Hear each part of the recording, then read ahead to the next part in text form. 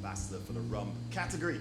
And I'm here at the Rogers Garden in Flatbush. Just found out it's Flatbush, Brooklyn. But I'm actually here for Rum Talks with Garnett. It's Garnett. What you doing?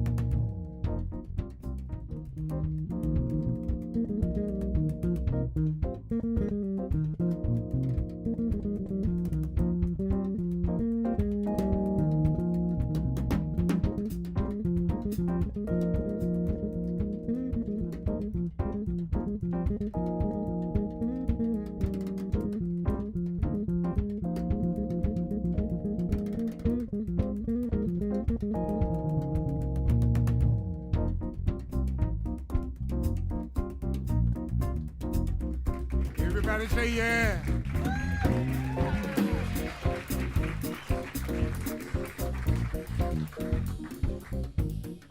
So, this is a really big deal.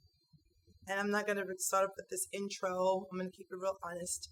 And I'm excited. So, today I have a really special guest on Rum Talks with Garnett. His name is Ian Burrell. Hi, Ian. Hi, how you doing, Garnett? You good? How are you? Very good, hey. Here in Brooklyn, it's a hot, sunny day. So I can't complain. Well, Ian's a big deal.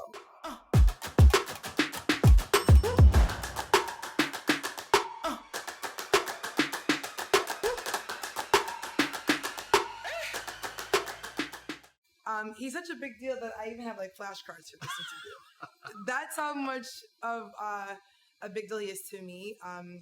He's the rum ambassador, I think, of the world, if you ask me, right? Mm-hmm. Yeah? Yeah. Ian, what is a rum ambassador of the world? What does that mean? Basically, it means I get to travel around the world and talk to people about the rum category, the industry, from where it was in the past, where it is today, where it's going in the future, and get paid for doing it. So get paid for my passion, drinking rum. Right? So, have you been to like every single distillery? No. I'd like to, but rum has a global spirit. There are so many distilleries, especially between the tropics of Cancer and Capricorn, right around the world. But what I've tried to do is try to go to as many rum distilleries as possible, or as many distilleries that are making rum as possible, just to see how they make their version of rum. Also for me to learn, and then I can then pass it on to other people, so I can share that. Speaking of learning, you started off bartending. Yes. Yeah. For 6 months, right? 6 months? No, I'm still bartending now. Like really? 30 years later, still bartending. Yeah, when I can get behind the bar, because I don't.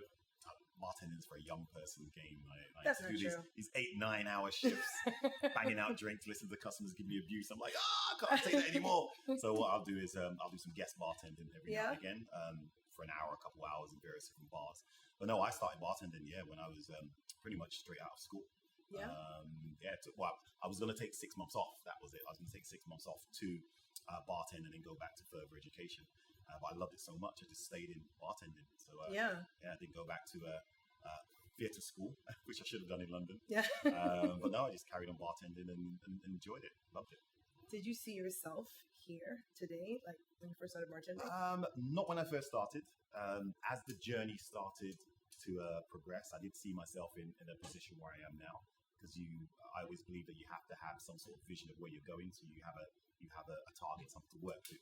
So I did see myself in that position, but not at the start. At the start, it was just having fun, making cocktails, making people happy, drinking rum. Yeah, I think that's how I kind of started too. There you go. So tell me about Ray and Nephew and you being the first UK ambassador. No, were you the first ambassador as a whole for them, or just as the UK? A whole? I was actually the first rum ambassador that I know of, that anyone knows of in the industry in the UK. Back then, being a Jamaican, Ray Nephew felt that it was a good idea to actually hire a Jamaican bartender to talk to other bartenders about their Jamaican rum. They just launched in the UK. And I'd done some work for them for various events. And then one of my other careers, I used to do voiceovers for radio and TV, things like this. So I did a voiceover for an Appleton Ray Nephew advert. So that's how I met them, actually, in the studio at the radio station. Oh, yeah? And then they found out I was a bartender, and they said, "Oh, we're going to come down to your bar, bring some rum, and bring the rum down so I can get people to try it, because you couldn't get it in the UK." And then about 6 months later, they then said to me, "Yeah, we'd love to hire you part-time as a brand ambassador." And that's when I became a brand ambassador for Ray Nephew and the first brand ambassador in the UK. That's insane. Not to go off topic. Your first bartending gig. Yes. Do you remember the name of the bar? Oh, it was called Pizzeria Uno. That was it. Pizzeria Uno. It was actually a Chicago pizza pie, whatever organization, and they actually launched in the UK. So this was the first one I had in the UK. And my friend Rafi, he was like, "Oh, Ian, we should go and work in this bar. They're looking for staff." I'm like, "We're going to work in a bar for?" He was like, "Yeah, you're going to make lots of drinks, have fun." And I'm like, "Yeah, I'm doing that rubbish. Like, meet lots of girls." I'm like, "Yeah, all right, let's do it." I was like, "Yeah, man, let's do it." So yeah, we went. I was a waiter first, in fact, and I dropped a pizza on someone's lap on the first day, and I was like, "Oh, I can't do this." And then he said, "Oh, come behind the bar and make some cocktails." So the bar manager taught me how to make like 10 cocktails in 15 minutes. Wow. And it was like amazing. One of the things I majored in school was chemistry. So I always saw the spirits behind the bar as my elements, and cocktails and my compounds. So it was like, yeah, I'm going to put that together to make this. And that's one of the reasons why I love to make the cocktails and the drinks. And I just took to it like a duck to water. Wow. So that's how that evolved, and that's how it started. Wow, that's amazing. Okay, tell me about the 2007 UK Rum Festival. How, who, what, when, where, and why? After a few years of working in the rum industry, I realized there wasn't really a platform for anyone to really talk about rum, as in with the experts or the novices, the new people that just come on the rum journey, and then the people that have been drinking rum for many years. Plus, there was no way to really talk about talking about how diverse the rum category is. Social media had really only just started taking off. When I created Rumfest in 2007, I didn't even have a Facebook account. Yeah. At that time, I had a MySpace, but same. didn't have a Facebook account. So I saw these beer festivals, these wine festivals out there, whiskey festivals, and I said, right, I want to do a rum festival. And because it hadn't been done before, it was alien to a lot of people. So it's a bit of a challenge at first, but I'm not scared of hard work. I'm not scared of actually doing something new. So I said, right, I'm going to take all my money, my savings, and invest in this new show that's called Rumfest, which then went on to influence all the other rum festivals around the world. So yeah, before 2007, the only rum festivals of some type of events were in the Caribbean, but were local. This was the first international rum festival that brought all rums from different countries together under one roof. You know, it's funny you say that. I launched this vision board event for a lot of my entrepreneurship women friends. Oh, wicked. Excellent. And it was a packed room, right? Yeah. We got an art studio. We all just sat down. Yeah. I went to Barnes & Noble to get my magazine. I went to 2 Barnes & Nobles. And I was looking for a rum magazine. I could not find anything. Correct, yeah. It was like whiskey, wine, vodka, gin. And I'm like, well, how is it possible that there was not one rum magazine and there's so much rum? Yeah. You know, and it was just like, I wanted the rum magazine to go on my vision board for a reason. So I got the whiskey magazines, and I cut out the shakers and other things to put it there. Nice. And I got the legs and I put rum underneath it because it's needed. So 2014, you were named the world's largest rum festival, right? 2014, yeah. There were other little rum festivals now coming up. Yeah. In 2014, we did that. But also, that was the year when I got the Guinness World Record for the largest rum tasting. What? Yeah, we actually wanted to try and get 1,000 people. We didn't, but we actually got, because it was a new record, there wasn't anyone else that actually did it. So pretty much whatever number we were going to set was going to be the new world record. What we didn't know is that in Chile, they were actually going for the world record as well. And I didn't know about this. And then they set the record, and we took it a week later. Really? which is great. So yeah, for a year, 2 years, we had the world record for the largest rum tasting. So that was a nice little one to get my little certificate from Guinness. Of course. So who has the largest rum festival or rum tastings right now? I'm not sure about numbers. I mean, we are the oldest running. My rum festival this year will be in its 17th year. 17th year. 17th When year. is it coming up? That's October. October in the UK is Black History Month, so I've always done my rum fest in October, and that's when we celebrate the history of Black British or British people that are Black, as I like to say. And that's one of the reasons why I've had my rum festival every year in October. I'm coming. Yep, make sure you're there. Come down there and learn and share and discover. And drink rum, of course. Yes. But there are lots of rum festivals all over the world. I'm actually looking to organise one in Miami next year. I'll wait for that one. That'll be my first one I might organise myself. Really? Outside the UK, because I've just consulted with all the others. I've never actually done one myself, so this one I'm actually going to head and do in February for next year. So watch your space for the Miami rum experience. So wait a minute. Is this already in place? We're starting to get in place. We're looking for the venues, working with some agencies for PR and that type of stuff. I've already got the speakers, the talkers. I've got tourist boards involved, like Jamaica and Barbados and Grenada and Trinidad.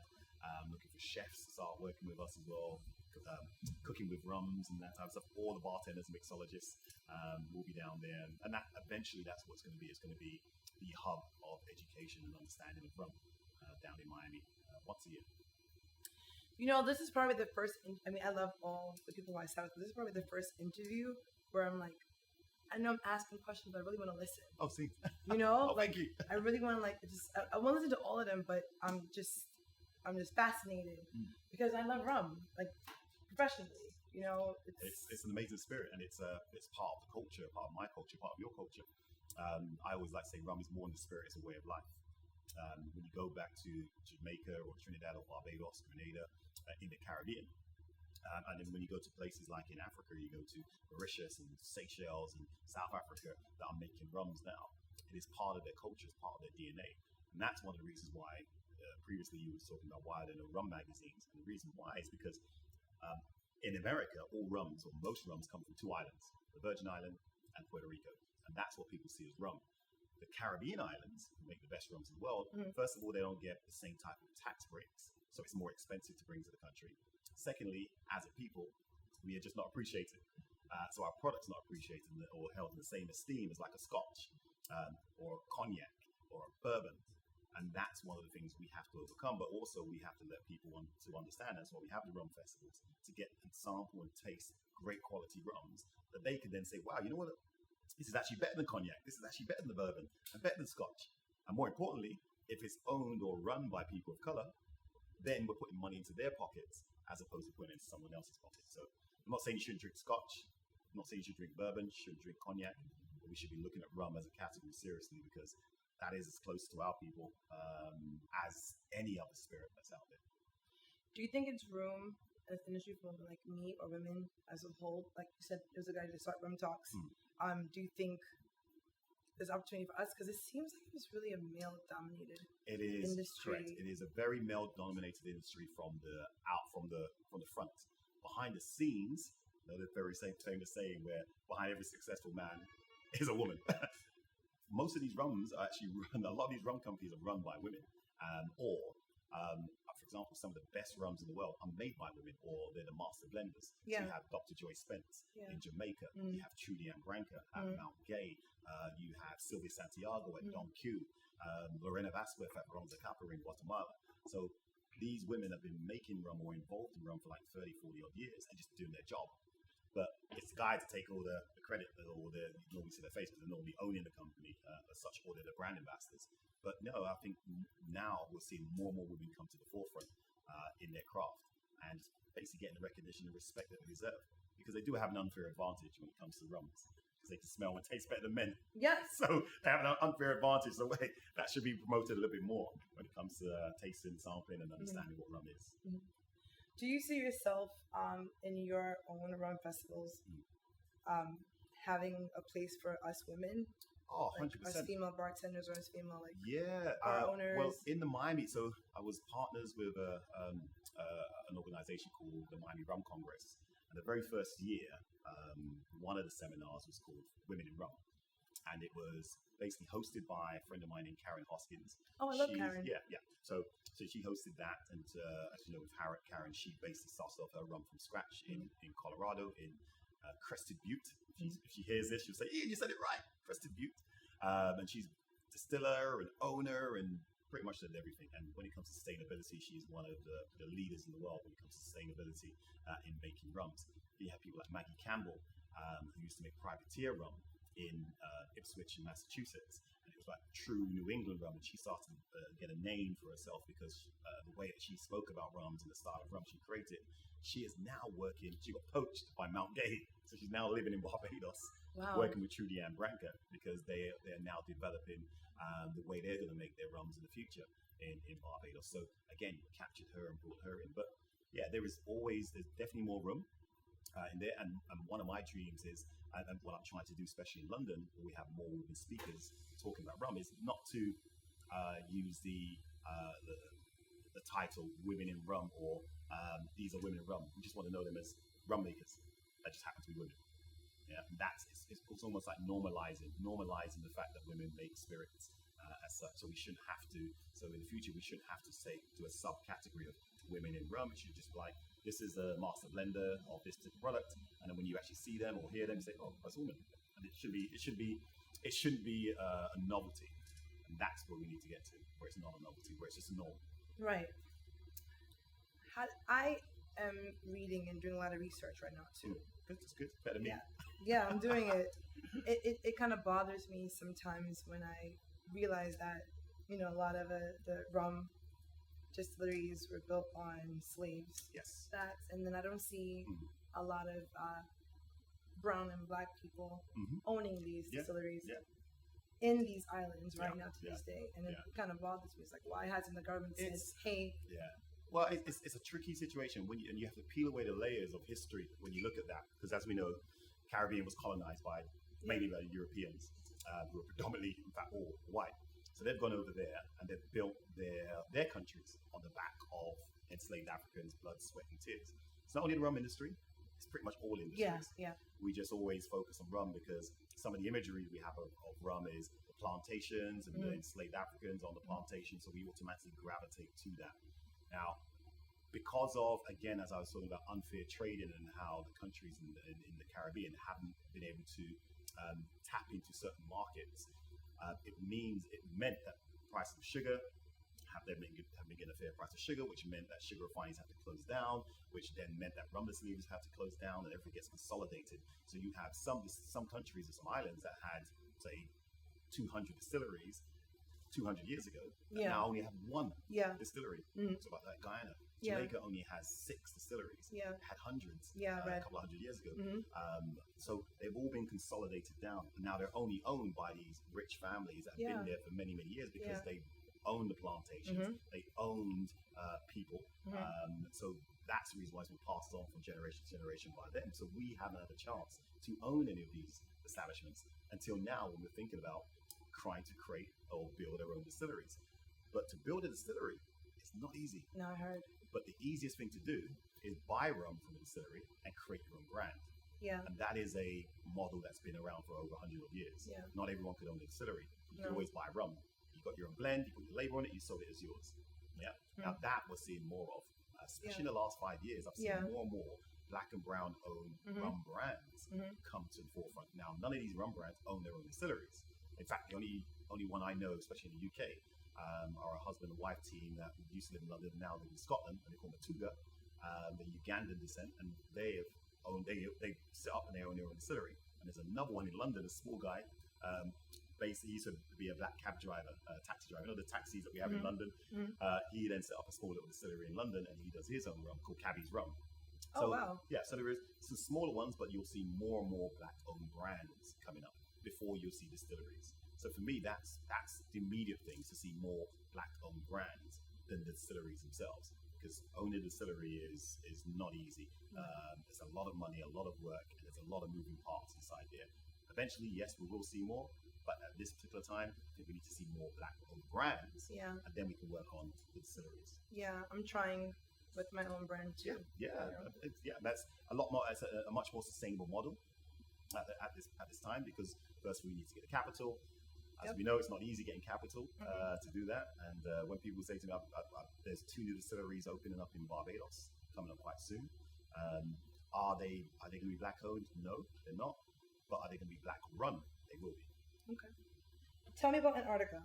The challenges, why it was your favorite place, and just tell me about it because this is exciting to hear. I'm very fortunate with the job. I get to travel all over the world and the Caribbean is just absolutely amazing. The reason why I think Antarctica was great, the only reason why I went to Antarctica is I was being interviewed by some journalists who said, how can you be the global rum ambassador and you haven't traveled around the whole globe? I'm like, you're right, never been to Antarctica.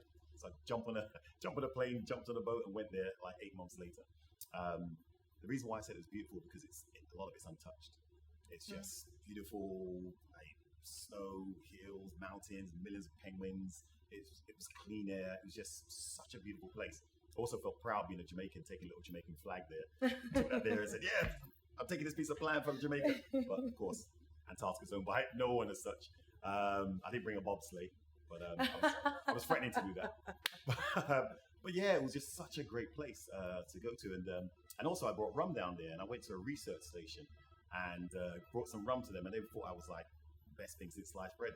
First of all, they were like really strange because it was a black man walking in, and like black man with his Panama hat. But I had a Jamaican tiki shirt, so around all my layers to keep me warm. So again, I was like, wow, where's this guy come from? Really? But yeah, I walked in there confident, talked about rum, left them a couple bottles. I'm now their best friend, and although it takes like 8-9 months for a letter to come out there, they sent me a letter from there.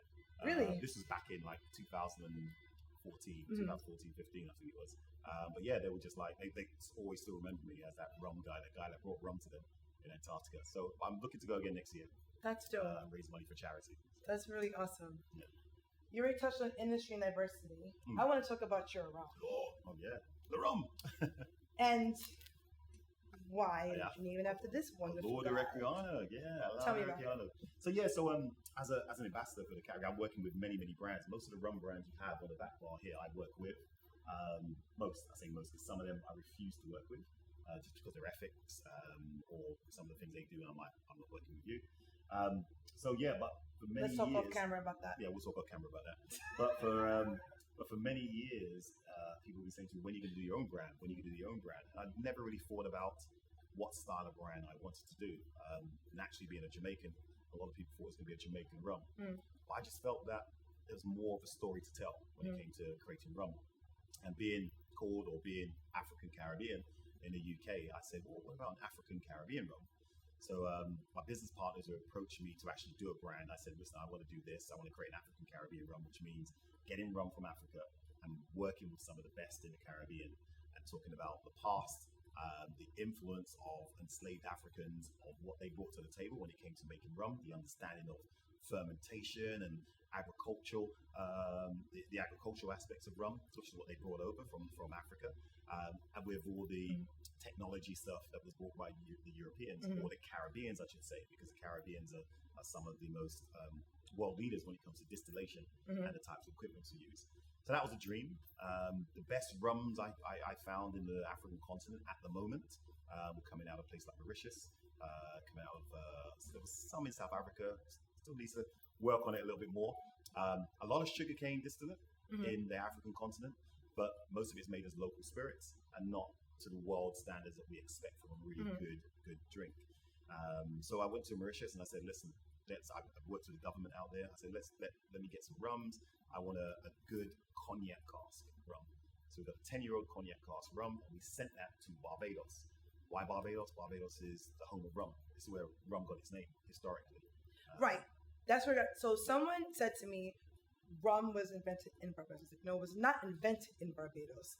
But rum wasn't born from Barbados. They just, from my understanding, when you really dig into it and learn, they adapted the more formal, not formal, the more advanced way of creating and making it. So it's like hailing a taxi down back then as opposed to going up and calling an Uber. Yep, that makes sense. Yeah. That's what I said. So I was like, no. They perfected the way that sugarcane distillate was being used, because Barbados wasn't the first island or country to actually distill sugarcane. No. Brazil was doing that like 80 years prior to that. I read. They were doing that in India as well. But none of these places called it rum. Right. Yeah, I read that. It's like all kind of weird names. They weren't calling it rum. Yeah, yeah. Cachaça, it was called cachaça. Yeah. It was called rum. Yeah. It was called different types of spirit. I mean, we had Batavia Arak as well in Indonesia and Java, which was cane spirit or even fruit, but mainly cane spirit, but of rice for fermentation. So cane spirit, and the way to really get this message across to people is to say all rums have to be made from sugarcane spirit, but not all sugarcane spirits are rum. No. Yeah. Yeah. So when we talk about Barbados as the home of rum, they were the first to actually get that cane spirit, add the other products in there, like the understanding of fermentation. You had enslaved Africans that were fermenting things like cassava and other root vegetables, and they were using that knowledge to help with the fermentation of the sugarcane and molasses. Using all that together, put that together to come up with a spirit that was locally called Kill Devil. Yes, but then I read that. they changed the name to this Old English word, which is called rumbullion. And rumbullion was a word that actually described what we call an uproar or tumult. In other words, lots of noise, being crazy, being boisterous. But back then, the English people were about 2'1", so a couple of drinks, they'll mash up, and they were falling down. So there's enough to kill the devils, which was them. So there was a writer in the 1650s, a guy named Giles Sylvester, and he said the chief fuddling on the island, as the chief drink they drank on the island, is Kill Devil, alias rumbullion, which made a hot and hellish drink, and that was one of the first texts that actually said that Kill Devil was called rumbullion, and rumbullion then became the name for the spirit, and it condensed down from rumbullion to rum. So that's why we say Barbados is the home of rum, not the home of sugarcane distillates, but the home of all of those elements that came together to become what we see as rum. Yep. So that's why we say rum, Barbados is the home of rum. That's one of the reasons why I wanted to bring this rum from Africa to Barbados to work with a friend of mine who has probably makes some of the best rums in the world. And he got the two blends. Well, I actually did the blends first, gave it to him, and said, "Oh, this is what I want." Tasted it. He was like, "Yeah, don't give me a daytime job, but I know what you want." So he did that. He loved the idea. Once I told him what we want to do, we want to raise money for charity, we want to this, he's like, "Sign me up." Even though he'd already turned down 5 or 6 of the biggest rum company or spirit companies in the world to work with him. He said yes to me and said no to Diageo, to Bacardi, to Pernod Ricard, to Moet Hennessy. But Say yes to you. Said to me yes to me. Why the name? Why him? Alauda, Equiano. So Equiano, I actually learned about Equiano in Saturday school. I think someone like Equiano and other what's called notable Africans should be part of the curriculum, especially in the UK, where I'm from. I used to call African history Black history in the UK. Now I call it British history, because there is no reason why these guys who helped with the forward making of the country, why we should be separated from this country's history. So it should be called British history, because they were British, because they were taken, kidnapped, brought there, christened, or given the names. So they're part of now the foundation of that country. So we weren't taught any of this in school. So I had to learn this on the weekend. My mum sent me to a Saturday school. All of my friends are playing football. I think you guys call it soccer. And I'm there learning about African history. And he was one of the people that I learned about him being an entrepreneur, an abolitionist, a writer and author. And he was just a remarkable person for what he did at such a young age, in a time where he was being prejudiced because of the color of his skin. It was even more remarkable for what he did. Yeah. And I just said, well, if we take that model and use that for today's society, we'll be a better person when we just focus on doing the right things and doing the things that drove him. So it was almost like we actually created an African Caribbean rum before we got the name. Beautiful name. And then the name was like Equiano. Beautiful. He was African. He was taken to Barbados. He was sold in Barbados at 11. 11, yeah. And then came to the US and then jumped on a ship, was put on a ship to the UK and then grew up in the UK. Yeah. He then bought his own freedom by selling rum and spices by the time he was 21. Yeah, remarkable story. Came back and wrote this book, The Interesting Narrative of Alauda Equiano, which helped with the Transatlantic Slave Act of 1807, which abolished the movement of, or the kidnapping and the people trafficking of Africans from the Caribbean, from Africa to the Caribbean, which then went on with the abolition of slavery completely. So a very important person, and I just wanted to try and tell that story. Get people to discover the story through a bottle or a glass of rum. Yeah, I'll be honest. I discovered this when I discovered your rum. Perfect. That's what I want. A few people said that at the Brooklyn Rum Festival, and I was so happy because that's what I set out to do. Yeah. I'm like, I don't want to put a book in front of themselves and say, learn this, because it's their own prerogative. But if they're drinking my rum and then they want to discover more about it, they will discover Equiano. I love it. And that's what it's about. It's about getting people to arrive and discover and understand who he was. I could stay for hours with you. And I know I can't do that. I could really stay for hours with you. This won't be my last time talking to you because I definitely no, part two. Yeah, I definitely am. Like, this is just going for hours. So my last question, because I know you have an event. He's doing an event here this afternoon. Roger's Garden. Yes. Rum Tasting. I'm really excited about it. Tell me, where do you see rum in the next 10 years? Oh, I see rum in the next 10 years. I see rum, especially the premium end, the high end, starting to achieve some of its, really getting its place on that level where it's rightly deserved, where it's been seen in the same light as Scotch whiskey, single malt Scotch whiskey, where it's seen in the same light as bourbons, where it's seen in the same light as some of the other notable aged spirits. They say it's the last premium spirit, to be premiumized. Yeah. But even though it's the oldest, right. even though it's one of the ones that was premium at one stage, but through politics, it has gone down or going knocked down the pecking order because of the politics of the Americas, being politics of Europe. As such, so in 10 years' time, we will start to see more and more premium rums on our shelves, and people just order it like they are ordering their scotches, their brandies, their cognacs, their tequilas, as such, and also an understanding of the geography of rum. That a Jamaican rum is not the same as a Barbados rum. Not at all. Which is not the same as a Cuban rum. Nope. Even though you can't get Cuban rums here in officially here in the States. It's not the same as a Martinique, Trinidad. They're all different styles. Yes. It's just the same way as Scotch whiskey is different from Irish whiskey, which is different from American whiskey, which is different from Canadian whiskies. That's where I see rum in 10 years' time. That's why I was excited, and I think my dream will always be to open up rum bars, and I don't want anything on my shelf unless it's rum. And some of the bartenders are arguing, but the customer has to see some whiskey. I'm like, no, put it on the bottom, but I want this to be rum, and I want you guys to try rum. Yeah.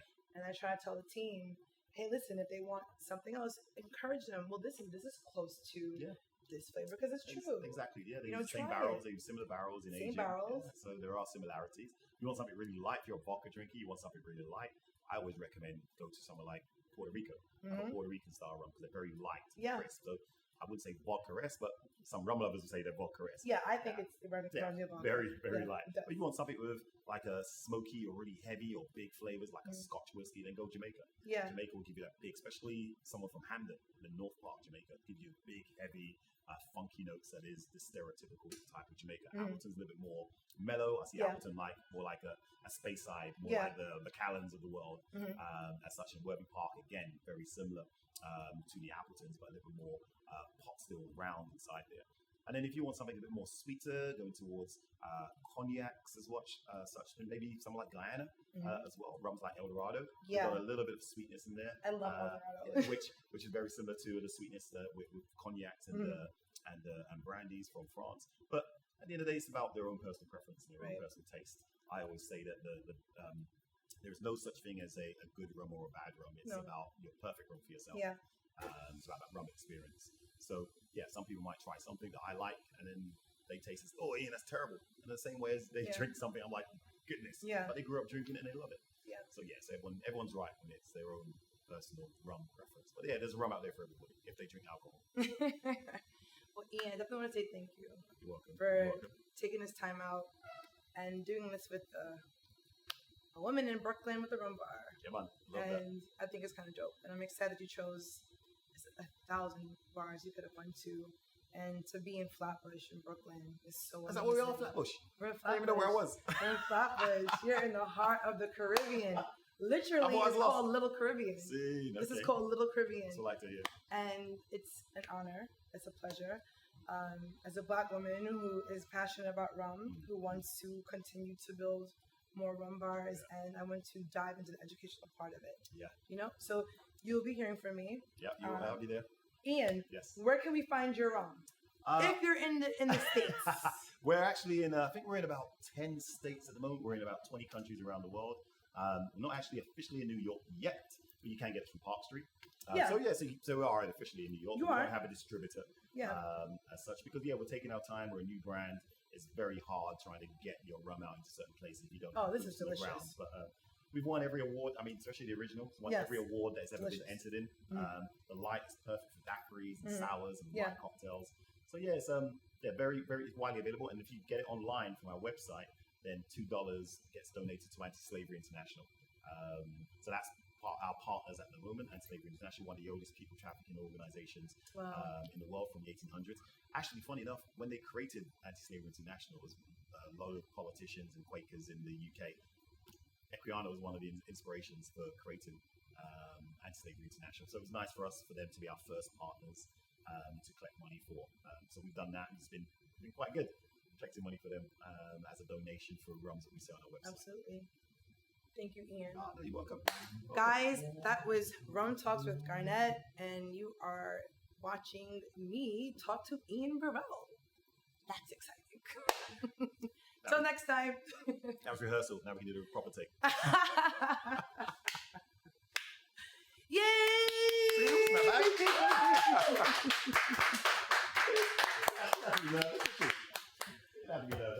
I mean, my little flashcard saved my fucking life because I was like, oh shit. And that's a wrap. Oh.